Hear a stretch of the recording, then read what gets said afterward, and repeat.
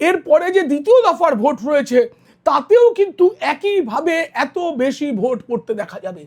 শহরাঞ্চলে যারা বহুতলে থাকেন তারা সাধারণত ভোট দিতে কম নামেন, এবার তারা নির্বিঘ্নে ভোট হবে, নিশ্চিন্তে ভোট হবে, বোমাবাজি গুন্ডাবাজি এসব চলবে না, এইসব ভেবে তারা অনেকেই ভোট দিতে আসেন না, কিন্তু এবার তারা এসেছেন, তার নিদর্শন পাওয়া গেছে। আপনাদের আরও একটা বিষয় জানাই যে এবার দেখা গেছে যে ভোট দিতে মহিলাদের একটা বড় অংশগ্রহণ ছিল। গ্রামাঞ্চলে মহিলাদের অংশগ্রহণ থাকে এবার অনেক বেশি। তারা কি সন্তানদের ভবিষ্যৎ ভালো চেয়েই ভোট দিতে এলেন, নাকি অন্য কোনো কারণে, সেটা তো 4 তারিখে জানবো।